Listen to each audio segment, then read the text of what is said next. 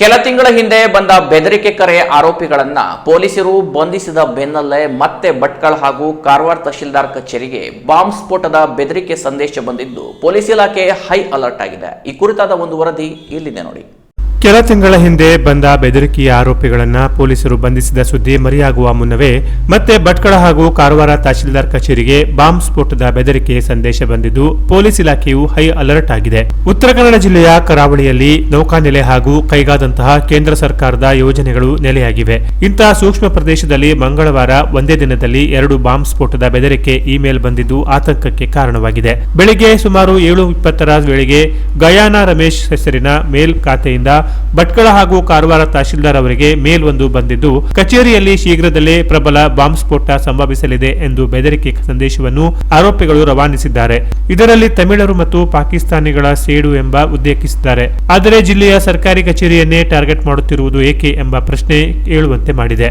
ಇಂದು ದಿನಾಂಕ 16/12/2025 ಇವತ್ತು ಮುಂಜಾನೆ ಒಂದು 7:25 ಸಮಯಕ್ಕೆ ಒಂದು email tahsildar Bhatkal email ID ಅವರಿಗೆ ಒಂದು ಬಾಂಬ್ ಇದೆ ಅನ್ನೋದು ಒಂದು ಥ್ರೆಟ್ ಮೇಲ್ ಒಂದು ಬಂದಿರುತ್ತೆ.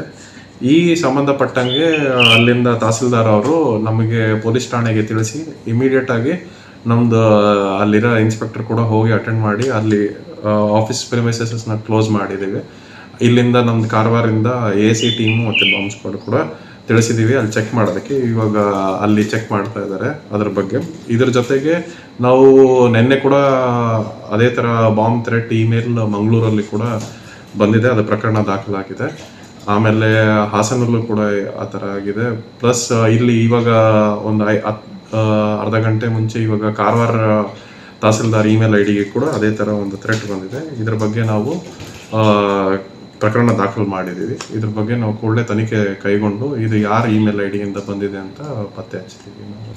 ಈ ಥರ ಹಿಂದೆ ಒಂದು 10ನೇ ತಾರೀಕು ಜುಲೈಲಿ ಕೂಡ ಒಂದು ಬಾಂಬ್ ಥ್ರೆಟ್ ನಮ್ಮದು ಭಟ್ಕಳ ಪೊಲೀಸ್ ಠಾಣೆಯಲ್ಲಿ ಕೂಡ ಒಂದು ಥ್ರೆಟ್ ಇಮೇಲ್ ಬಂದಿತ್ತು. ಅದರದ್ದೊಂದು ಪ್ರಕರಣ 84/2025 ಅಂತ ಪ್ರಕರಣ ದಾಖಲು ಮಾಡಿದ್ದೀವಿ. ಅದು ಬಂದಿದ್ದ ಆರೋಪಿ ಕೂಡ ನಾವು ಪತ್ತೆ ಹಚ್ಚಿ ಕೂಡಲೇ ನಾವು ಅವ್ರನ್ನ ದಸ್ತಗಿರಿ ಮಾಡಿದ್ದೀವಿ.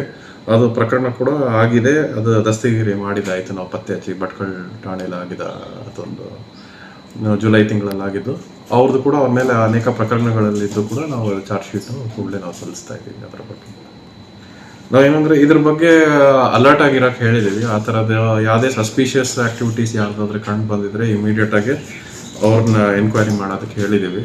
ಸೊ ಅದ್ರ ಜೊತೆಗೆ ಇವಾಗ ಇಮೇಲ್ ಬಂದಿರೋದ್ರಿಂದ ನಾವು ಅದ್ರ ಇಮೇಲ್ ID ಯಾರಿಂದ ಬಂದಿದೆ ಅಂತ ಎಲ್ಲ ಚೆಕ್ ಮಾಡಿ ಪತ್ತೆ ಹಚ್ತೀವಿ, ಎಲ್ಲಿಂದ ಮಾಡಿದ್ದಾರೆ, ಅವ್ರದ್ದು ಏನು ಉದ್ದೇಶ ಇದೆ ಅನ್ನೋದೆಲ್ಲ ನಾವು ಆರೋಪಿ ಐಡೆಂಟಿಫೈ ಆಗಿದ ತಕ್ಷಣ ನಾವು ಅದ್ರ ಬಗ್ಗೆ ತಿಳ್ಕೊತೀವಿ. ಇದು ಇಮಿಡಿಯೇಟಾಗಿ ಇದೊಂದು ಕ್ಲಿಯರೆನ್ಸ್ ಆಗಿದ ತಕ್ಷಣ ನಮ್ದು ಟೀಮ್ ಎಲ್ಲ ಚೆಕ್ ಮಾಡಿ ಅದಾದಮೇಲೆ ನಾವು ಬಂದೋಬಸ್ತ್ ಮಾಡ್ತೀವಿ. ಅದು ಬಂದಿರೋರು ಯಾರ್ಯಾರು ಬರ್ತಾರೆ ಅವ್ರು ಚೆಕ್ ಮಾಡಿಕೊಂಡು ಆ ಪ್ರಿಮಿಸಸ್ಸಲ್ಲಿ ನಾವು ಅಲರ್ಟ್ ಇಟ್ಕೊಂಡು ಇದು ಮಾಡ್ತೀವಿ.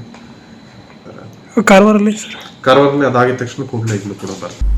ಇನ್ನು ಇದೊಂದು ಹುಸಿ ಬಾಂಬ್ ಬೆದರಿಕೆ ಎಂಬುದು ಮೇಲ್ನೋಟಕ್ಕೆ ತಿಳಿಯುತ್ತದೆ. ಆದರೂ ಈ ವಿಷಯವನ್ನ ಕಾರವಾರ ತಹಶೀಲ್ದಾರ್ ನರೋನಾ ಅವರು ಕಾರವಾರ ಪೊಲೀಸರಿಗೆ ಮಾಹಿತಿ ನೀಡಿದ್ದಾರೆ. ಯಾವುದೋ ಮಾನಸಿಕ ಕಾಯಿಲೆ ಇರುವ ವ್ಯಕ್ತಿ ಇಮೇಲ್ ಮಾಡಿರುವ ಸಾಧ್ಯತೆಗಳಿದ್ದು ಈ ಬಗ್ಗೆ ಪೊಲೀಸ್ ಇಲಾಖೆ ತನಿಖೆ ಕೈಗೊಂಡಿದೆ. ತಕ್ಷಣವೇ ಭಟ್ಕಳ ಹಾಗೂ ಕಾರವಾರ ಪೊಲೀಸರು ಆಯಾ ಸ್ಥಳಕ್ಕೆ ಧಾವಿಸಿ ಪರಿಶೀಲನೆ ನಡೆಸಿದ್ದಾರೆ. ಮುನ್ನೆಚ್ಚರಿಕೆ ಕ್ರಮವಾಗಿ ಕಾರವಾರದಿಂದ ಬಾಂಬ್ ನಿಷ್ಕ್ರಿಯ ದಳವನ್ನು ಕರೆಸಿಕೊಳ್ಳಲಾಗಿದೆ.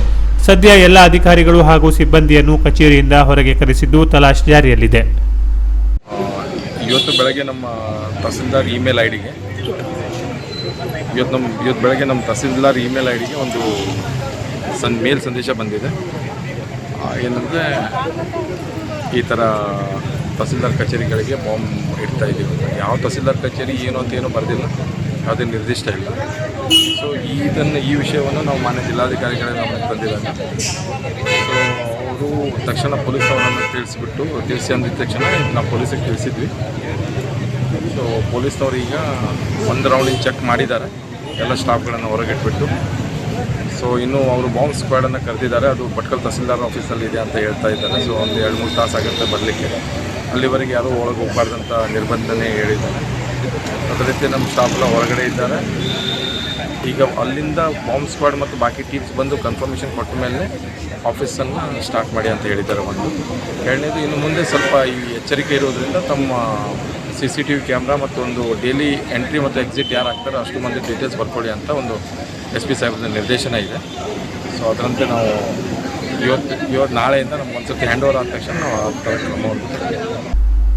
ಒಟ್ಟಿನಲ್ಲಿ ಒಂದೇ ದಿನ 2 ಇಮೇಲ್ ಬೆದರಿಕೆ ಸಂದೇಶ ಬಂದಿದೆ. ಈ ಬಗ್ಗೆ 2 ಪ್ರತ್ಯೇಕ ಪ್ರಕರಣ ದಾಖಲಾಗಿದ್ದು ಪೊಲೀಸರು ತನಿಖೆ ಆರಂಭಿಸಿದ್ದಾರೆ. Canara plus news, Karwar.